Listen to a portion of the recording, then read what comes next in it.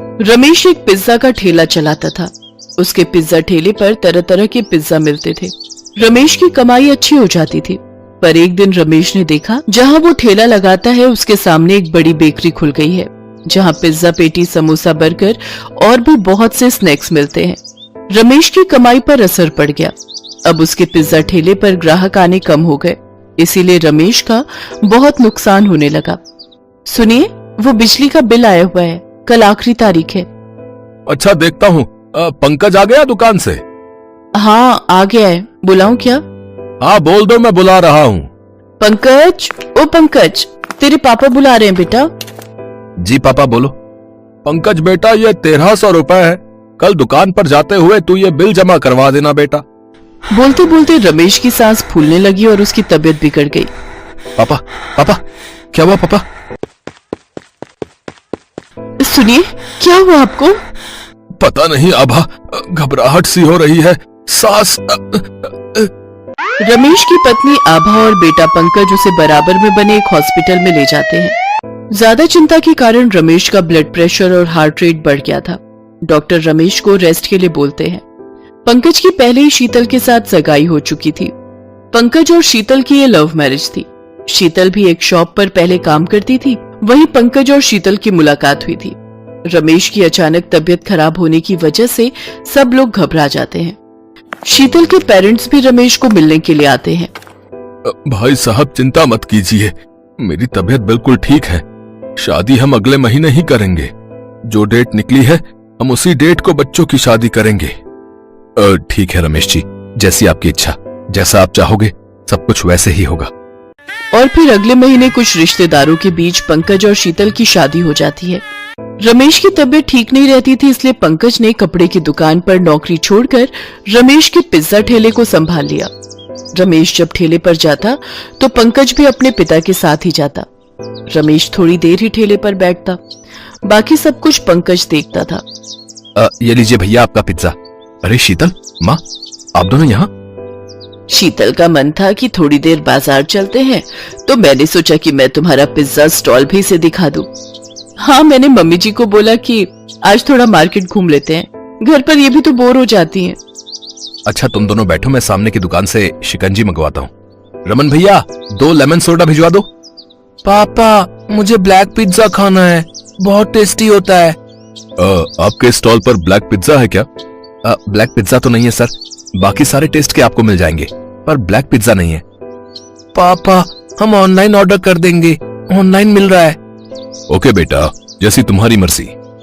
ग्राहक वापस जाता देख शीतल पंकज से बोली, पंकज, आप ब्लैक पिज्जा क्यों नहीं स्टार्ट करते? आजकल बहुत ट्रेंड में है। मैंने एक बार अपनी फ्रेंड के साथ मुंबई में खाया था। इसका स्वाद बिल्कुल इसी पिज्जा की तरह होता है, पर एक अलग रंग है, इसीलिए लोग इसको देखकर ज्यादा क्रेजी हो जाते हैं। बहुत टेस्टी होता है ये पिज्जा। काफी लोग इसके बारे में अच्छा रिस्पॉन्स दे रहे हैं। अच्छा, मैंने तो कभी ऐसा सोचा ही नहीं। अरे कोई बात नहीं, तो अब सोच लेते हैं। हम एक काम करते हैं, हम दोनों मिलकर कुछ नया ट्राई करते हैं। हम यहाँ स्टॉल पर ब्लैक पिज्जा बनाकर बेचेंगे। देखना, आपकी बहुत कमाई होगी। लोग उसके कलर को देखकर कुछ अलग ही महसूस करेंगे। और जहाँ तक सामने बेकरी पर भी नहीं मिलता है, तभी वो लोग यहाँ पूछ रहे थे। शीतल, तुम्हारा आइडिया मुझे भी अच्छा लग रहा है। पंकज, एक बार तुम दोनों मिलकर ट्राई करो। क्या पता तुम दोनों का ब्लैक पिज्जा बनाने का तरीका लोगों को पसंद आए और तुम्हारा स्टॉल अच्छा चल जाए। ठीक है, तो हमें इसके बारे में पूरी जानकारी लेनी होगी। उसकी टेंशन तुम मत लो। मेरी फ्रेंड मुंबई में रहती है, वहाँ काफी रेस्टोरेंट है जो ब्लैक पिज्जा बना रहे हैं। मैं एक बार उसे फोन करके बात कर लेती हूँ, वो मुझे सारी जानकारी दे देगी। शीतल की फ्रेंड मुंबई में रहती थी, वहाँ पर काफी रेस्टोरेंट थे जहाँ पर ब्लैक पिज्जा मशहूर था। शीतल को उसकी फ्रेंड ब्लैक पिज्जा के बारे में सारी जानकारी दे देती है। उसके बाद शीतल पंकज की हेल्प करती है और उसके साथ स्टॉल पर काम करने लगती है। उनका काला पिज्जा बनकर तैयार हो जाता है, जो हेल्दी भी था और टेस्टी भी। कुछ ही समय में उनका स्टॉल चल पड़ा और खूब कमाई होने लगी। दूर दूर से लोग उनके स्टॉल पर ब्लैक पिज्जा खाने के लिए आते थे। जब ये बात रमेश को पता चली कि बहुत अच्छी कमाई होने लगी है, तो वो बहुत खुश होता है। आभा, सच में शीतल बहू के आ जाने के बाद सब कुछ अच्छा ही हुआ है। पसंद भी तो आपके बेटे पंकज की है, बिल्कुल लक्ष्मी बनकर आई है घर में हमारे शीतल बहू तो। इसके आने के बाद देखो व्यापार भी अच्छा चल पड़ा। बहू ने काला पिज्जा बनाकर कुछ अलग ही प्रयोग किया है। ग्राहकों को काला पिज्जा इतना पसंद आ रहा है कि पूछो ही मत। मम्मी जी, ये सब आपकी और पापा जी के आशीर्वाद से ही हुआ है। बस आप दोनों ऐसे ही आशीर्वाद देते रहो, फिर हम दोनों देखना अपने पिज्जा स्टॉल को कहां से कहां ले जाते हैं। और फिर उस दिन के बाद पंकज और शीतल ने पीछे मुड़कर नहीं देखा। वो अपनी मेहनत और लगन से अपने स्टॉल को एक बड़े रेस्टोरेंट में बदल देते हैं। अपने बच्चों की मेहनत देखकर आज उनके माता पिता भी बहुत खुश थे।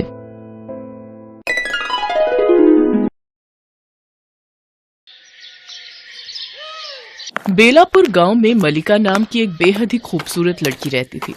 वो दिखने में जितनी खूबसूरत थी, उसके बाल भी उतने ही खूबसूरत थे। जिसकी नजर भी उस पर पड़ती तो दोबारा उसे देखे बिना नहीं रह पाता। उसके बाल बेहद ही घने, लंबे और रेशम की तरह मुलायम थे। उसके बाल उसके घुटनों जितने लंबे थे। अपनी खूबसूरती के घमंड के कारण मलिका किसी से भी बात नहीं करती थी। एक दिन वो खुद को शीशे में निहारते हुए कहती है, हाय मलिका, जैसा तेरा नाम है वैसे ही तू अपने नाम की तरह खूबसूरत है। उसने की मलिका। मलिका अपने बालों की बहुत ही ज्यादा देखभाल करती थी। एक रात सोते हुए मलिका जोर से चीखते हुए कहती है, नहीं नहीं, ऐसा नहीं हो सकता, नहीं। क्या हुआ मेरी बच्ची, तू इतना घबरा क्यों रही है? माँ, मैंने सपना देखा कि मेरे सारे बाल झड़ गए हैं और अब सब मुझे गंजी गंजी कह रहे हैं और मुझ पर जोर जोर से हंस रहे हैं। तूने कोई बुरा सपना देखा है मलिका? तू सारा दिन अपने बालों में ही खोई रहती है, इसीलिए तुझे ऐसे सपने आते हैं। अब तू परेशान ना हो और चुपचाप से सो जा। वो हर किसी से कोई ना कोई उपाय पूछती रहती थी और उस उपाय को जरूर अपनाती थी। विमला काकी, आपके बाल इस उम्र में भी इतने काले और घने कैसे हैं? बेटा, मैं अपने बालों में रोज रात को सोने से पहले नारियल का तेल लगाकर सोती हूँ, इसीलिए मेरे बाल घने और काले हैं। एक रोज मलिका नदी किनारे अपने बाल सुखा रही होती है। तभी गांव के राजकुमार आदित्य की नजर उस पर पड़ जाती है।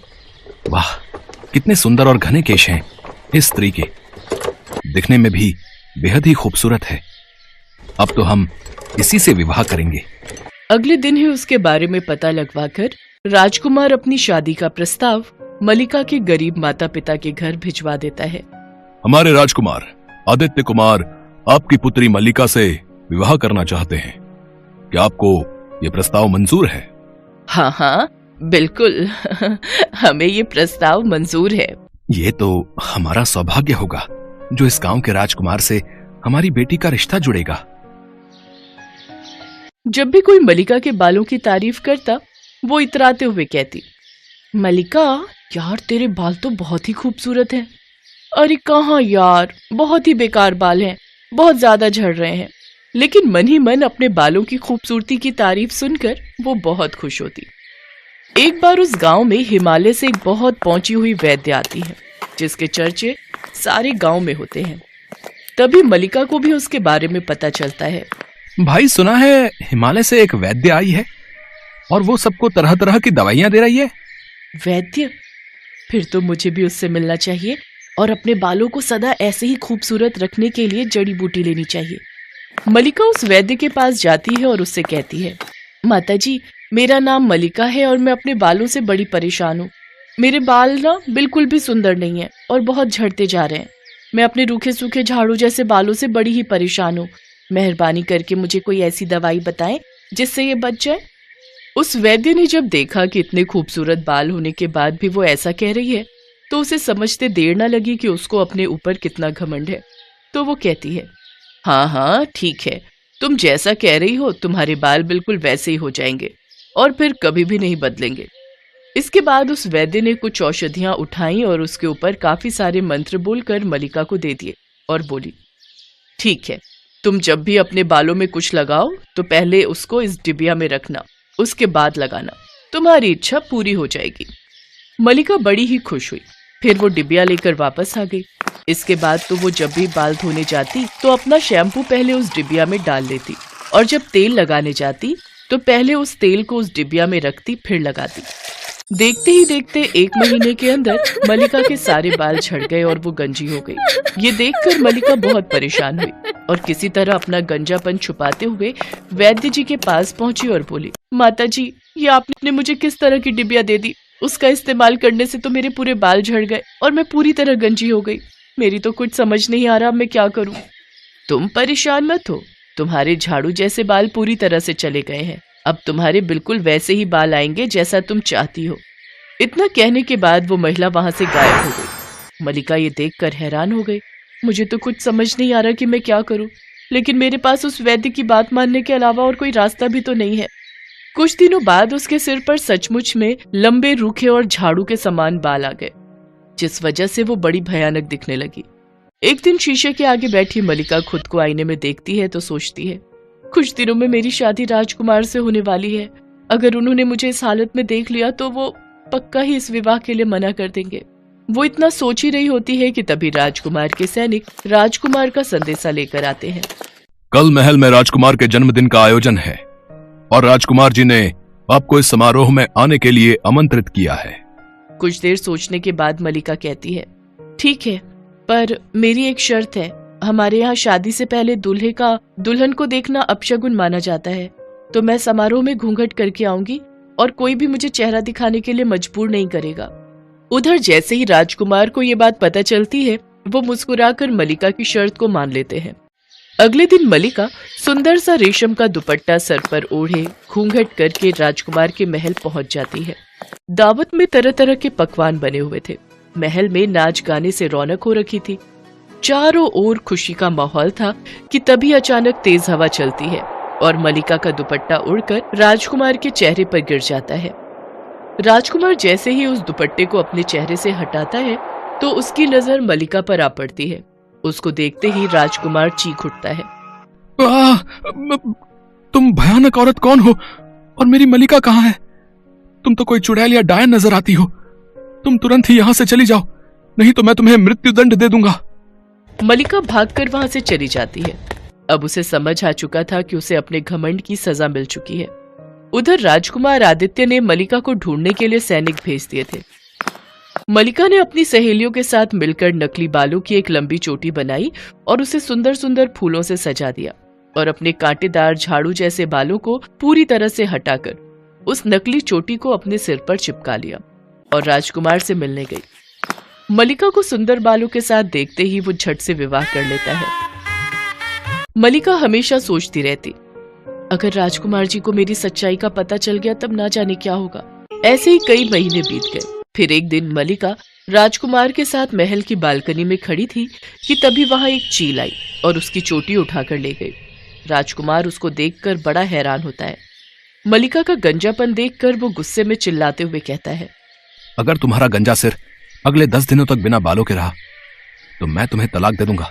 इतना कहकर राजकुमार वहां से चला जाता है। मुझे कैसे भी करके उस बूढ़ी वैद्य महिला को ढूंढना होगा और उनसे माफी मांगनी होगी।